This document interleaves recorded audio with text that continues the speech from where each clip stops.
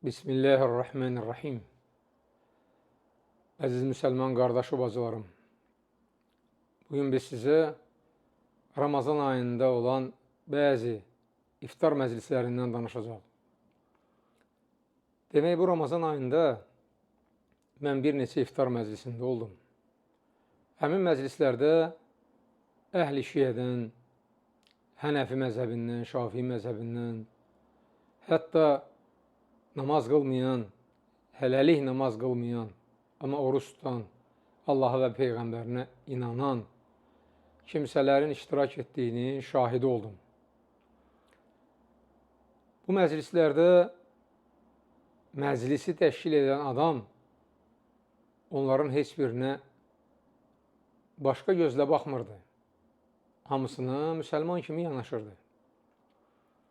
Mən düşünürdüm ki, Ramazan ayında Məkkəyə, ümrəyə gedəndə görürsən ki, orada zənginlər iftar süfrəsi açır və müsəlmanları iftar süfrəsinə dəvət edir. İftar süfrəsinə gələn adamların heç birindən soruşmurlar ki, sən hansı məzhəbdənsən, hansı firqədənsən, hansı təriqətdənsən. Müsəlman olması kifayət edir. Eyni ilə də Azərbaycanda özünüz görürsünüz. Əhl-i sünnə məscidlərində Ramazan boyu iftar süfrələri açılır. Və bilirsiniz, o məscidlərin imamları Hənəfi məzhəbindəndir.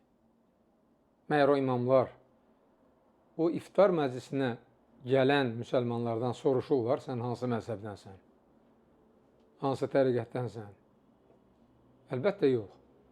Hamısına mehriban münasibət bəsləyir, üzünə gülür, salam verir, salamını alır. Beləcə, Ramazan ayında müsəlmanlar mehriban olurlar. Lakin, sual verirəm, bu mehribançılıq ancaq Ramazan ayına aiddir. Niyə bəzi müsəlmanlar Ramazandan sonra yenə təfriqə salmağa davam edir, müsəlman qardaşlarından salamı kəsir, arxa çevirir və sair nalayiq müsəlmana yaraşmayan hərəkətlər edirlər. Müsəlmanlarda səhv axtarırlar. Əzizlərim, səhvsiz müsəlman olmur. Sadəcə səhvi bağışlamağı bacaran müsəlman azdır. Ona görə müsəlmanlar bu gündədirlər. Yadınızda saxlayın, balıq başından ilənir. O firqənin başında duranlar, firqə başçıları, ətrafındakılara, tabiçiliyində olanlara daim xatırladırlar ki, başqa bir məzhəbdən, başqa bir təriqətdən olan kimsəyə salam versəniz, salamını alsanız, sizi hicr edərik, siz cərh edərik. Belə təhdidlər edirlər. Onların başına toplananlar da Allahdan yox, firqə başçısının qorxusundan müsəlmanlara salam vermir, müsəlmanların verdiyi salamı almırlar. Yazıqlar olsun belələrinin halına. Çox heyif. Mən bir kitab hazırlamışam. Adı Müsəlmanların Birliyinə Çağırışdır. Və bu kitabı 4 dildə hazırlamışıq. Azərbaycan, Rus, Türk və İngilis dillərində.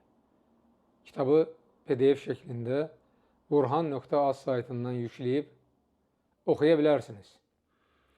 O kitabdan bir sitat gətirəcəm. Düşünürəm ki, bu bizə bəs edəcək. İnşallah. Səhih hədisdə rəvayət edilir ki, bir gün Peyğəmbərimiz sallallahu aleyhi və səlləm Abdullah ibn Məsud radiyallahu anh'a belə buyurur.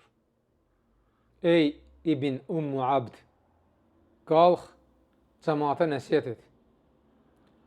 Abdullah ibn Məsud radiyallahu anh dərhal qalxar ayağa, üzünü tutur cəmaata və deyir, ay cəmaat, şübhəsiz ki, Allah Rəbbimizdir, İslam dinimizdir, Kəbə qibləmizdir, Qur'an bizə haqq yolu göstərən kitabımızdır və Muhammed sallallahu aleyhi və səlləm Peyğəmbərimizdir. Allah və onun Rasulü sallallahu aleyhi və səlləm nədən razıdırsa biz də ondan razıyıq. Nəyə nifrət edirlərsə biz də ona nifrət edirik. Peyğəmbər sallallahu aleyhi və səlləm bu gözəl nəsiyyəti eşidən kimi deyir, İbn Ümmü Abd doğru söylədi.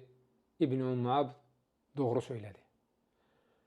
Əziz müsəlman qardaş və bacılarım, əgər biz bu rəvayətdə deyilənlərə haqqı ilə əməl etsək, bütöv bir cəmaat olaraq, yer üzündə olan müsəlmanlar hamısı müsəlmanam deməklə kifayətlənsə, bu ümməti Allah Subhanahu taala birləşdirər, bir cəmaat olmağı onlara nəsib edər. Təəssüflər olsun ki, müsəlmanlar qəlblərində olan kin-kudurəti silə bilmirlər. Bir rəvayət deyəcəm, bununla da bu nəsiyyətimi sona verəcəm. Demək, səhih hədisdə Peyğəmbər sallallahu aleyhi və səlləm buyurur ki, kim səbr ayını, yəni Ramazan ayını və ondan sonraki ayların hər ayın 3 gününü oruç tutsa, Allah onun qəlbində olan kin-kudurəti silib aparar. Ramazan ayını oruç tutduq. Bundan sonraki ayların da hər ayın 3 gününü oruç tutsaq, qəlbimizdə heç bir müsəlmana kin-kudurətə yer qalmayacaq. Və kim bundan sonra da qəlbində kin saxlasa, müsəlmanlara arxa çevirsə, salam verməsə, salamı almasa, bilsin ki, onun tutduğu oruc ya qəbul olmayıb, ya da ki, naqisdir. Ona görə Allah onun qəlbindən o kin-kudurəti silib aparmır. Sonda hamımız üçün Quranda bizə buyurulduğu kimi, Quranda olan o gözəl, möhtəşəm dua ilə Allaha dua edib deyirəm. Rabbana ighfir lana və li ikhwanina allazina sabaquna bil iman və la tec'al fi qulubina ghillan lillezina amanu. Rabbana innaka raufur rahim. Ey Rəbbimiz, bizi və bizdən əvvəlki möminlərin hamısını bağışla. Bizim qəlbimizdə möminlərə qarşı kin-kudurətə yol vermə. Həqiqətən sən rəhimlisən, şəfqətlisən. Subhanakallahumma və bihamdik. Əşhədu ən la ilahə illə ənt. Əstəğfiruka və atubu ileyk.